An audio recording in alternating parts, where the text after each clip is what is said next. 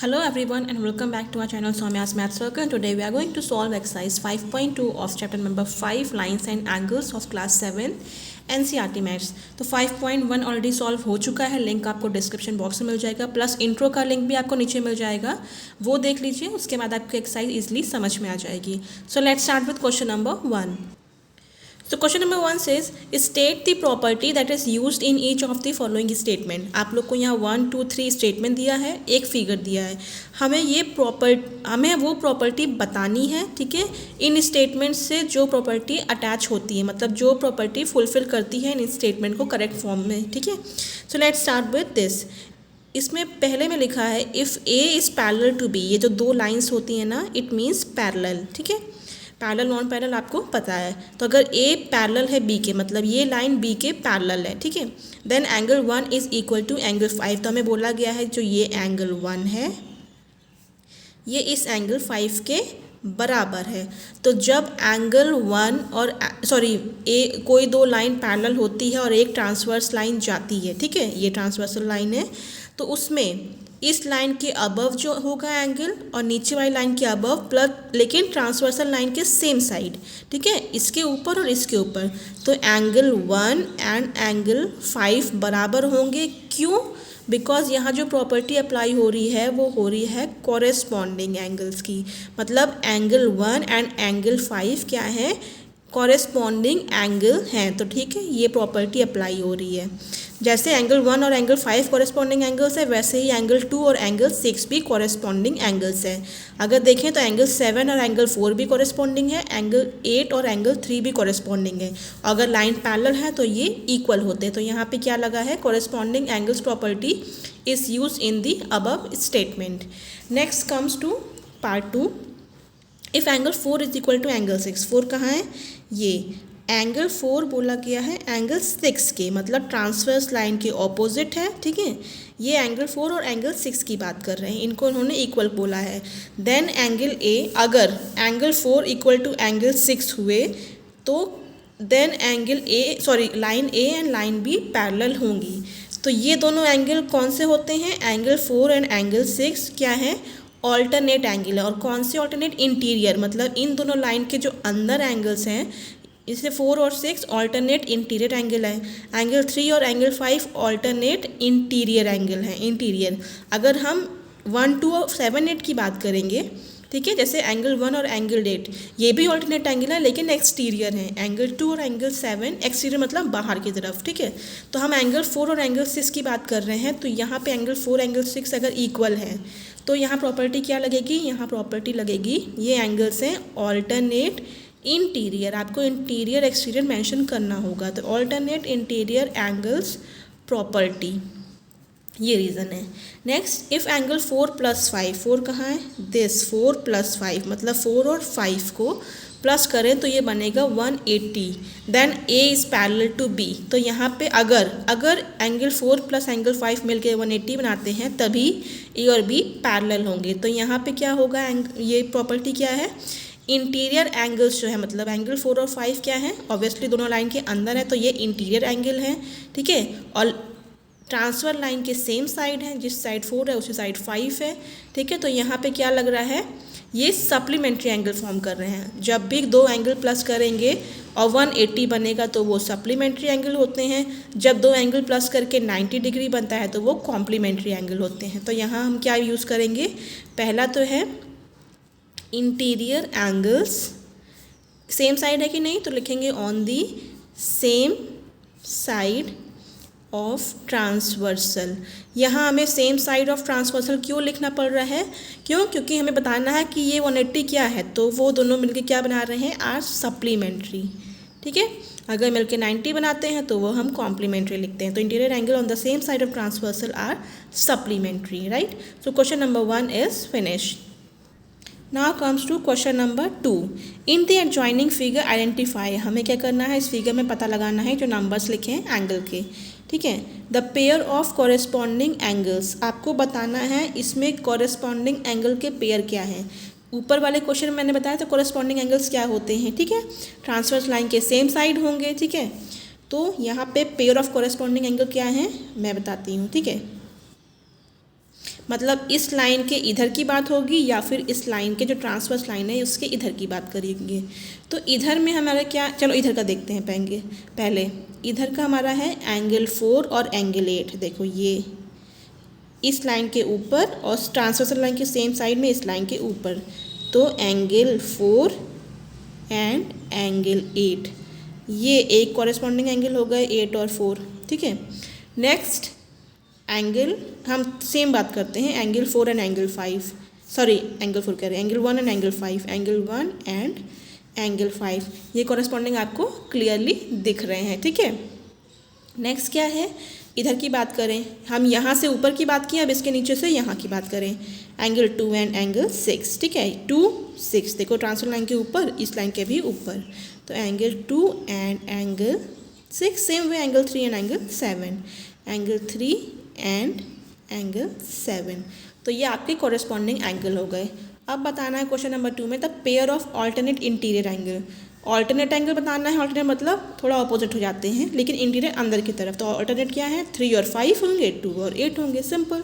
तो angle 2 and angle 8, angle 3 and angle 5, pair of alternate interior की बात की है, इसीलिए हम इन चारों की बात कर रहे हैं, वरना बाहर भी हैं, लेकिन बाहर वाले एक्सटीरियर कहलाएंगे। ठीक है, next is the pair of interior angle on the same side of transversal.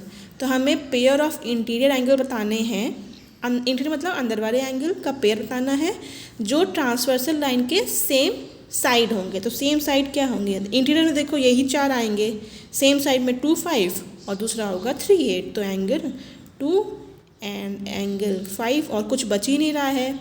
और नेक्स्ट क्या होगा, एंगल 3 एंड एंगल 8। ठीक है, नेक्स्ट हो गया वर्टिकली ऑपोजिट एंगल। तो वर्टिकली ऑपोजिट एंगल क्या होते हैं, जब दो लाइन क्रॉस करती है तो ये वर्टिकली ऑपोजिट एंगल हो गए, ये भी आपस में वर्टिकली ऑपोजिट एंगल हो गए। तो यहाँ देखो वर्टिकली ऑपोजिट एंगल क्या होंगे, 2 4 3 1, 6 8 7 5, यही होंगे। ठीक है, तो स्टार्ट करते हैं। एंगल 1 का जस्ट उल्टा, इस वर्टेक्स का जस्ट ऑपोजिट एंगल, देखो मैं जूम कर रही हूँ, राइट। एंगल 1 का उल्टा 3, तो 1 3 हो जाएंगे, 2 का उल्टा 4 हो जाएंगे। तो हम ऐसे लिखेंगे angle 1 and angle 3, angle 2 and angle 4। Same चीज़ यहाँ पे हो रहा है, 5 7 भी हो जाएंगे और 6 8 हो जाएंगे, तो एंगल 5 एंड एंगल 7। नेक्स्ट है 6 एंड 8, एंगल 6 एंड एंगल 8, ख़त्म। ठीक है, now comes to question number 3। अब थोड़ा क्वेश्चंस ट्रिकी हो जाएंगे, तो आप लोग ध्यान देना। In the adjoining figure P is parallel to Q। अब हमें बता दिया गया है P पैरेलल टू Q है, तो जब पैरेलल हो जाते हैं तो जो भी कॉरेस्पॉन्डिंग एंगल होंगे वो इक्वल होते हैं, अल्टरनेट एंगल वो इक्वल होते हैं। तो पैरेलल होने का मतलब ही है कि कॉरेस्पॉन्डिंग एंगल इक्वल होंगे, वर्टिकली ऑपोजिट एंगल इक्वल होंगे, अल्टरनेट एंगल इक्वल होंगे, अल्टरनेट इंटीरियर भी इक्वल होंगे, अल्टरनेट एक्सटीरियर भी इक्वल होंगे। तो पैरेलल होने से इतनी चीज़ें माइंड में क्लियर होनी चाहिए। तो हमें एक चीज़ दी गई है, सिर्फ इतना दिया है, ठीक है, 125 डिग्री। अब इसी से हमें बाकी लिंक करना है। ओके, तो यहाँ देखो पैरेलल ऐसे है, अभी तक आपने पैरेलल ऐसे पढ़ा था, तो यही चीज़ ये फिगर है। कैसे, अगर मैं इसको ऐसे बेंड कर दूँ, अब आपको समझ में आ जाएगा। ठीक है, ये पैरेलल एक्सटेंड कर लो अगर मन हो तो, ताकि आपको थोड़ा दिक्कत ना हो। ओके, अब यही वाला फिगर बन गया, सेम फिगर यहाँ मैंने चेंज कर लिया। तो अब आप एक चीज़ देखो, एंगल 125 अगर ये है तो और कोई एंगल भी 125 हो सकता है। कौन सा, ये हमारी एक पैरेलल लाइन है, ये एक पैरेलल लाइन है, ये ट्रांसवर्स है। इधर के साइड की बात करें तो इसका कोरेस्पॉन्डिंग एंगल डी हुआ, तो एंगल डी की वैल्यू भी 125 डिग्री आ गई। ठीक है, तो हम इस तरीके से एक एंगल से दूसरे एंगल को लिंक करेंगे। तो इसको मैं फिर से सीधा कर लेती हूँ, आपको अपने माइंड में ही इसको उल्टा करना है। ठीक है, तो ये एंगल डी कैसे बन गया 125, देखो angle D is equal to angle 125 degree. Because आपको रीज़न लिखना होगा, this is a sign of because. Reason नहीं लिखेंगे तो आपको मार्क्स नहीं मिलेंगे। रीज़न लिखना है कि क्यों है, तो कॉरेस्पॉन्डिंग एंगल है। पहले मैं बता चुकी हूँ कॉरेस्पॉन्डिंग एंगल होता क्या है। ठीक है, एंगल डी और ये हो गया। अब नेक्स्ट देखो, पैरेलल लाइंस है, अगर D आपका 125 है तो B भी 125 होगा। क्यों, तो angle D is equal to angle B is equal to 125 degree. क्यों? Vertically opposite angle. ठीक है, डी हो गया। अब इस डी ये निकल गया, डी निकल गया, बी निकल गया। अब इसी की बात करते हैं। अगर आप ध्यान से देखो, ये स्ट्रेट लाइन है, आधे का पता है आधे का नहीं पता। अगर मैं देखूँ इस पूरे को, ठीक है, ये पूरा एंगल देखूँ तो ये 180 है क्योंकि स्ट्रेट लाइन है, और ये लीनियर पेयर्स हैं 120 प्लस सी। तो क्या होगा? लीनियर हम लोग मेंशन कर सकते हैं, we know linear pair is the sum of adjacent angles. Adjacent मतलब जो अगल बगल हों, अगर हिंदी में बोले, नॉर्मल बोले तो एक कॉमन वर्टेक्स होना चाहिए, कॉमन आर्म, और दो अनकॉमन आर्म। तो 125 और ई दोनों एडजेसेंट एंगल है, मतलब अगल बगल वाले। तो हम क्या लिखेंगे? एंगल ई प्लस एंगल 125 मिलके कितने होने चाहिए? ये दोनों मिलके स्ट्रेट लीनियर पेयर बनाना चाहिए, मतलब मिलके ये 180 डिग्री होना चाहिए। तो ब्रैकेट में हम लिखेंगे। हमने ये स्टेटमेंट क्यों लिखा? बिकॉज ये लीनियर पेयर हैं। तो angle E is equal to क्या आएगा? 180 डिग्री कर दो माइनस 125 डिग्री।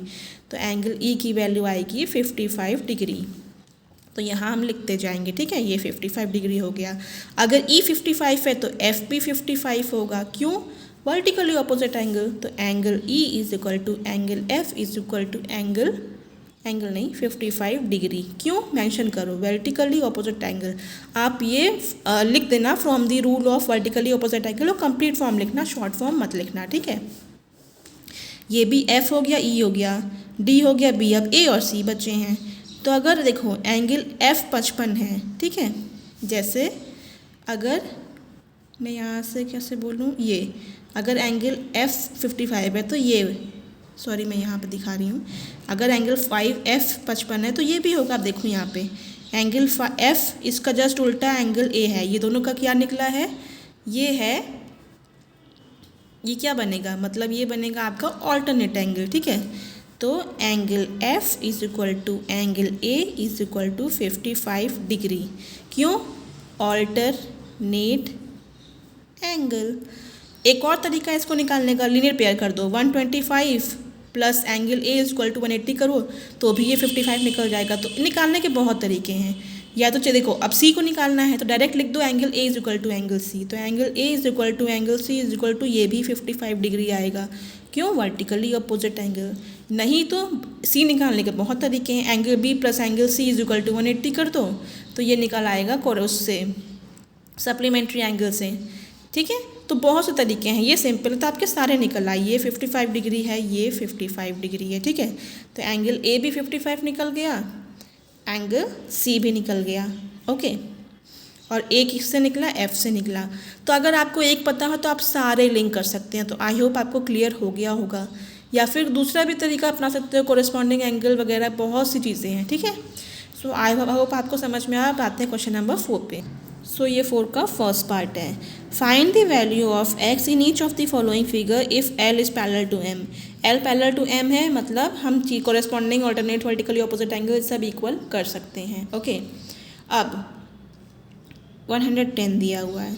ठीक है, तो इससे लिंक कोई प्रॉपर्टी क्या होती है? इससे लिंक ये है, अगर 110 ये है तो ये भी 110 डिग्री होगा। कैसे? चलो ये हम एज्यूम कर लेते हैं, इस एंगल को हम y डिग्री मान लेते हैं। तो हमको यहाँ लिखना होगा लेट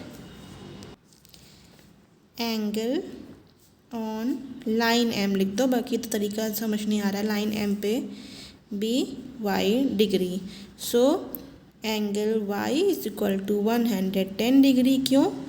कॉरेस्पॉन्डिंग एंगल, काम ख़त्म। ठीक है, सिर्फ कॉरेस्पॉन्डिंग एंगल लिख दो, आपको और कोई टेंशन लेने की ज़रूरत नहीं है।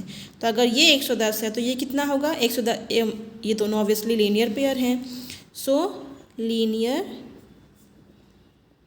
Pair is the sum of adjacent angles. तो क्या लिखेंगे? Angle y plus angle x, ये दोनों एडजेसेंट एंगल है, मतलब अगल बगल। कैसे? Common vertex, common arm, uncommon arm. ठीक है, तो वाई और एक्स मिलकर लीनियर पेयर बनाएंगे तो हम लिख देंगे ये मिला के कितने बनेंगे 180 डिग्री। आपको लीनियर पेयर मेंशन भी करना होगा। एंगल वाई 110 है, एंगल एक्स पता करना है, ये 180 डिग्री। तो एंगल एक्स कितना आएगा 180 माइनस 110 डिग्री, तो एंगल एक्स निकलेगा 70 degree.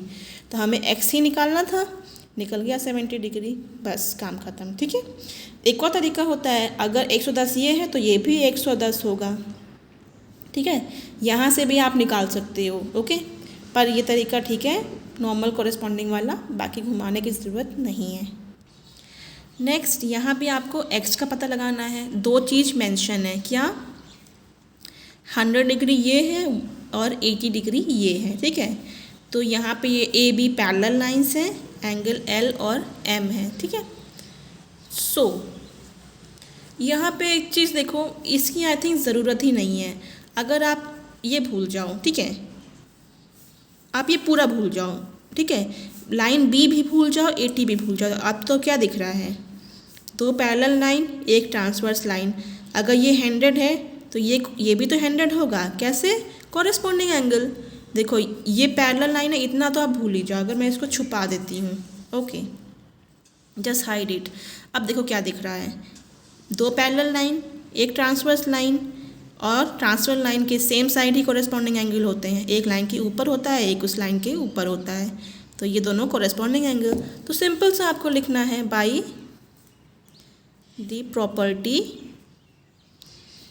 Of corresponding angles, angle x is equal to 100 degree. बस 80 का तो यहाँ ज़रूरत ही नहीं है कि हम उसको यूज़ करें। Clear. Now next come to next question, question number 5। इसके बाद सिर्फ एक क्वेश्चन बचा है। In the given figure the arms of two angles are parallel. इसमें बोला गया है कि दोनों एंगल की आर्म्स पैरेलल हैं, मतलब ए पैरेलल टू डी है, सी पैरेलल टू एफ है। जब पैरेलल होता है तो बहुत सी प्रॉपर्टीज़ ईजिली वर्क करती हैं। Angle, if angle A B C is 70, अगर ये 70 है, ठीक है, हमें पता करना है एंगल डी जी सी, मतलब हमें ये पता लगाना है। ठीक है, तो एक चीज़ आपको पता है, angle A B parallel to D E है, ये तो पता है। ठीक है, तो अगर डी ई पैरेलल है तो ऑब्वियसली डी जी भी पैरेलल होगी, राइट। सो ये दिख रहा है आपको। अब एक चीज़ क्या करना है मुझे, यस, एक चीज़ पता है ना, A B parallel to D E है, ये तो बोला ही गया है कि दोनों की आर्म पैरेलल हैं। तो अगर A B parallel to D E है, then A B D G के भी तो पैरेलल होगी। अगर इतना हम छोड़ दें, ये जी बोला गया, इसी को जी बोला गया, ठीक है, डी जी की तो पैरेलल होगी, तो डी जी के पैरेलल हो गई। अब ये दोनों पैरेलल लाइन है तो बी सी ट्रांसवर्स लाइन हो गई। अगर हम इसको एक्सटेंड कर देते हैं और फिर से आप इसको भूल जाओ, ठीक है, मैं हाइड कर रही हूँ, वही चीज़ दिख रही है, ये दो पैरेलल, इसको भी एक्सटेंड कर लो। एक्सटेंड करने में कोई गलती नहीं है, ये रूल को तोड़ना नहीं होता है। अब दिख रहा है ना, ये दो पैरेलल हैं, एक कौन सी है, ट्रांसवर्स। तो जो ट्रांसवर्स लाइन अगर ये 70 डिग्री है इस लाइन के ऊपर, तो इस लाइन के ऊपर जो ये एंगल जी है, तो ये भी तो आपका 70 डिग्री ही बनेगा, इज इक्वल टू 70। क्यों, कॉरेस्पॉन्डिंग एंगल, दो पैरेलल लाइन, एक ट्रांसवर्स लाइन के सेम साइड, इसके ऊपर corresponding angle. So B C हमें मेंशन करना होगा, बी सी इज ट्रांसवर्सल। दो पैरेलल लाइन को जब एक लाइन काटती है तो वो ट्रांसवर्सल होती है। तो ट्रांसवर्सल लाइन जो इंटरसेक्ट कर रही है कहाँ पे, intersecting A B and D G, ठीक है। तो angle B equal to angle G is equal to 70 degree. क्यों, बिकॉज ऑफ कॉरेस्पॉन्डिंग एंगल, ठीक है। तो हमें डी जी, सॉरी ये नहीं, हमको यही निकालना था। अगर ये निकालना होता तो वो तब भी सेम चीज़ होती, एक लाइन पैरेलल, ये इससे कॉरेस्पॉन्डिंग, तो एंगल ई भी 70 ही आएगा, ठीक है। लेकिन हमें डी जी सी निकालना है, डी जी सी। अगर ई निकालना होता तो हम वाया ऐसे ही आते, B is equal to G is equal to E पे आते। सो एंगल पूरा लिखेंगे, D G C is equal to 70 degree. Clear. Next come to next angle. अच्छा, ये मैंने पहले ही सब सॉल्व कर दिया। DEF यहाँ पूछा गया है, तो अब आपको आंसर पता है। अगर DGC 70 है तो DEF भी 70 होगी। क्यों? क्योंकि अगर हम इसको एक्सटेंड करें तो ये और ये पैरेलल लाइन, ये ट्रांसवर्स, तो ये हो गई कॉरेस्पॉन्डिंग। इसी में एज्यूम करो, इसको C मान लो, इसको F मान लो, ये G मान लो, ये E मान लो। यहाँ पे देखो सेम कंडीशन है, ये G आपको 70 दिया है तो ये E भी तो 70 ही होगा ना। तो यहाँ पे सेम चीज़ लिखना है, angle line BC parallel to EF लिख लेती हूँ मैं। BC, ये BC EF के पैरेलल है, ठीक है। DE आपकी क्या है? ट्रांसवर्सल लाइन है। आपको मेंशन करना होगा, अपने मन से नहीं होता, ठीक है। जो कहाँ इंटरसेक्ट कर रही है? इंटरसेक्टिंग BC एंड EF, ठीक है। BC एंड EF, जब दो पैरेलल को एक कोई लाइन ट्रांसवर्सल लाइन इंटरसेक्ट करेगी तभी ये सारे नियम फॉलो होते हैं। तब हम लिख सकते हैं कि एंगल DEF मतलब DEF is equal to angle DGC is equal to angle DGC equal to कितना होगा? 70 degree. Reason, always write the reason. क्यों? Because these angles are corresponding angles. Now last question of this exercise, और I think exercise के बाद आपका ये chapter भी finish हो जाएगा। So question is in the given figure below decide whether L is parallel to M। आपको बताना है क्या L M के पैरेलल है। दिखने में तो लग रहा है, बट जब तक दिख रहा है तो आप मान सकते हो, लेकिन जब बोल दिया है कि आपको L पैरेलल M के है या नहीं आपको बताना है, तो आप कोई भी ऐसे प्रॉपर्टी अप्लाई नहीं कर सकते। इक्वल तो नहीं होने वाली कुछ चीज़ें, हमें दूसरे तरीके से प्रूव करना है क्या एंगल लाइन L M के पैरेलल है या नहीं है, ठीक है। तो हमें टू लाइन देखना है, हमें L और M क्या है? आर टू लाइन्स हैं, ये पैरेलल नहीं है, सिर्फ लाइन है, ये आपको दिमाग में रखना है। ये काट रही है तो लाइन N क्या है? ट्रांसवर्सल लाइन है जो कहाँ इंटरसेक्ट कर रही हैं? इंटरसेक्ट कर रही हैं। इंटरसेक्ट दोनों को करना ज़रूरी है, इंटरसेक्टिंग L एंड M, ठीक है। दो सिंपल लाइन है, तीसरी लाइन L और M को इंटरसेक्ट कर रही हैं, ठीक है। So we know sum of interior angles on same side of transversal is 180 degree. इसका मतलब क्या है? अगर हम दो इंटीरियर एंगल का सम करते हैं, इन दोनों का जो ट्रांसवर्सल के सेम साइड है, हमें इन दोनों की डिटेल दी है इसलिए हम इन दोनों को ऐड कर रहे हैं। वरना एक और चीज़ होती है, ट्रांसवर्सल के इस साइड भी कर सकते हैं। अगर इन दोनों एंगल को हम ऐड करेंगे तो 180 आना चाहिए। अगर इन दोनों को ऐड करने में 180 आया, इसका मतलब L पैरेलल टू M है। अगर इन दोनों या फिर इन दोनों को ऐड करके 180 नहीं आया, मतलब पैरेलल नहीं है, तो हमें इन दोनों को ऐड करना है, सिंपल।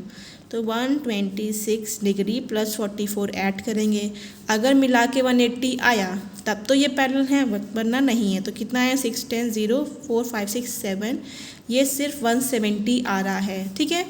तो हम लिखेंगे but the sum of interior angles on same side of transversal is not equal to, मतलब 180 नहीं है, therefore L is not parallel to M। ये हो गया प्रूफ कि ये पैरेलल नहीं है। इसका मतलब दिखने में तो भले हैं, जैसे ये एक लाइन है और ये एक लाइन है, बहुत हल्का सा माइनर डिफरेंस है, मतलब ये पैरेलल नहीं है, ठीक है। तो इसका मतलब दोनों पैरेलल नहीं है। अगर 180 आ जाता तो ये पैरेलल बन जाते। नेक्स्ट क्वेश्चन इसी का दूसरा पार्ट है। यहाँ पे हमें फिर से प्रूफ करना है, ठीक है, कि L पैरेलल टू M है या नहीं। दूसरा फिगर था, यहाँ दूसरा फिगर है, क्वेश्चन यही सेम है, ठीक है। यहाँ तो दिख रहा है कि पैरेलल नहीं है, पर क्या पता पैरेलल हो, फिगर गलत बनाया हो, ठीक है। तो सिर्फ देखने पे आपको नहीं जाना है। सो हम लोग क्या करेंगे अब? L parallel to M prove करना है। तो हम चलो ये 75 दिया, ये 75 दिया, ठीक है। अगर ये पैरेलल होते तो ये इक्वल टू ये होता है, बट अभी हमें इक्वल नहीं मानना है, तो हम इसको एज्यूम कर लेते हैं x डिग्री, ठीक है। सो लिख लेंगे let x is the vertically opposite angle formed due to intersection of straight line, ठीक है, L and transverse N। मतलब L और N के इंटरसेक्ट करने की वजह से X को हम वर्टिकली ऑपोजिट एंगल मान रहे हैं, लेकिन ये इक्वल नहीं है, अभी तक तो नहीं है। पैरेलल होते हैं तो ये इक्वल होते हैं, लेकिन वर्टिकली ऑपोजिट एंगल तो हम कहेंगे ही कहेंगे, ठीक है। सो यहाँ पे L और N प्रूफ हो गया कि ये इंटरसेक्ट कर रहे हैं। तो इस चीज़ के लिए हमें कोई भी पैरेलल नहीं देखना है, क्योंकि ये देखो ऐसे बनाया, इस अगर दो लाइन इधर को बीच में कट कर रही हैं तो ये वर्टिकली ऑपोजिट एंगल इक्वल हो जाते हैं, ठीक है। हम कॉरेस्पॉन्डिंग या ऑल्टरनेट की बात नहीं कर रहे हैं, हम सिर्फ वर्टिकली ऑपोजिट एंगल की बात कर रहे हैं, तो वो दो को उसके लिए हमें पैरेलल की ज़रूरत नहीं होती है। So angle X is equal to 75 degree. क्यों? क्योंकि दो लाइन इंटरसेक्ट कर रही हैं। नाउ अगेन जो ऊपर हमने किया था, ये दो लाइन इंटरसेक्ट कर रही हैं, ठीक है, सॉरी दो L और M एक लाइन है और N ट्रांसवर्स लाइन इंटरसेक्ट कर रही हैं। तो हमें एक चीज़, अगर इन दोनों को पैरेलल प्रूफ करना है तो X और 75 को, तो ये देखो X भी हमारा 75 हो गया, X और 75 को ऐड करने पे 180 आना चाहिए जो हमने ऊपर किया है। सो हम लिख देंगे अभी फिर से, we know the sum of interior angles on same side of transversal is 180 degree, ठीक है। देन अगर हमें L और M को पैरेलल प्रूफ करना है तो इनको ऐड करना होगा, X प्लस 75 करना होगा, तो 75 प्लस 75 कितना है 140, 150 डिग्री। इसका मतलब कि line L and M are not parallel. Simple. क्यों नहीं है? क्योंकि इनका एडिशन 180 नहीं आया, 150 ही आया। 180 आता तो पैरेलल हो जाते। नाउ लास्ट टू पार्ट फिर से हमें प्रूफ करना है कि एंगल L और M पैरेलल हैं कि नहीं। देखो ये 57 डिग्री है, इसको हम x मान लेते हैं, ठीक है। अभी ये सब भूल जाओ, ठीक है।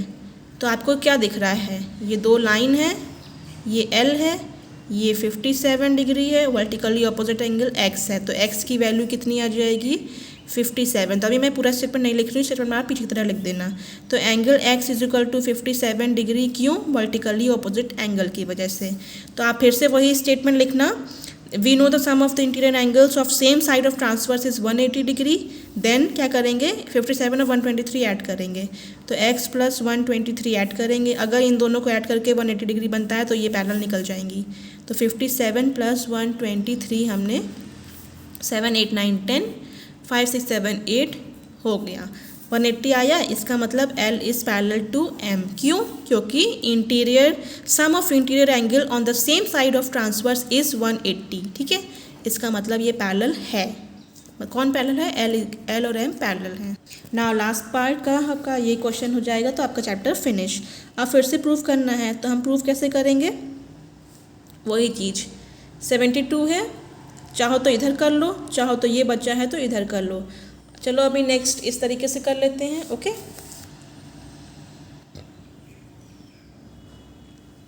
या एक और तरीका है, वही तरीका अपना लेते हैं। देखो चलो चेक करते हैं, इसको x अगर मान लेते हैं तो ये 72 हो गया। अब 98 प्लस 72 करेंगे, ठीक है। बस गैस कर रही हूँ, 8 9 10 10 और 170 आ रहा है, 170 आ रहा है। इसका मतलब ये पैरेलल नहीं है, ठीक है। एक और तरीका देखते हैं इसमें। अब इसको x मान लेते हैं, ठीक है। क्या करेंगे, ठीक है। तो हम लोग स्टेटमेंट आप लिख लेना, let us assume angle x be the angle form due to the intersection of straight line L and N, ठीक है। x मान लिया तो हमें पता है we know the linear pair, फिर से वही स्टेटमेंट लिखना होता है, ठीक है। Linear pair is the sum of adjacent angles, तो इक्वल टू 180 आता है। मतलब आपको पता है x प्लस 98 अगर हम करेंगे, x डिग्री प्लस 98 डिग्री, तो हमें 180 ही आएगा। क्यों? क्योंकि ये पूरा तो देखो लीनियर पेयर है, स्ट्रेट लाइन पे एंगल फॉर्म होता है तो लीनियर पेयर होगा। तो x is equal to 180 minus 98 कर देंगे तो angle x is equal to 82 degree आ जाएगा। तो ये आपका निकला 82 डिग्री। तो एक चीज़ पता है, अगर ये दो लाइन है, ये ट्रांसवर्स है, ये 82 है, ये 72, मतलब कॉरेस्पॉन्डिंग एंगल अगर इक्वल होते, ठीक है, अगर ये पैरेलल होता तो 82 इधर भी 82 होता, अगर ये 72 तो यहाँ भी 72 आता, बट दोनों अलग हैं, कॉरेस्पॉन्डिंग एंगल तो इक्वल होने चाहिए ना अगर हम पैरेलल की बात कर रहे हैं, मगर ये अलग है, ठीक है। सो हम क्या लिखेंगे, अगर हमें प्रूव करना है for L and M to be parallel, अगर हम चाहते हैं कि ये दोनों लाइन पैरेलल हैं, कॉरेस्पॉन्डिंग एंगल को इक्वल होना ही पड़ेगा, corresponding angle should be equal. But यहाँ पे क्या है, but two corresponding angles are 82 degree and 72 degree, these are not equal, ये इक्वल नहीं है, इसलिए L is not parallel to M। ये तरीका है, वरना सिंपल तरीका मैंने आपको बताया ही है, ये 72 है तो ये भी 72 होगा, और 72 प्लस 98 कर लो, अगर 180 आया तो 180 आएगा तो पैरेलल, नहीं आया तो नहीं आया। तो बाकी तरीके से भी आप प्रूव कर सकते हो, ये नया तरीका भी है, ऐसे भी प्रूव कर लो। सो आई होप आपको सब लाइन्स और एंगल्स समझ में आ गया, अगर समझ में आया तो please like subscribe my channel, press the bell icon, और डेली अपडेट के लिए मेरे चैनल को सब्सक्राइब कर लीजिए। तो thank you so much guys and have a nice day.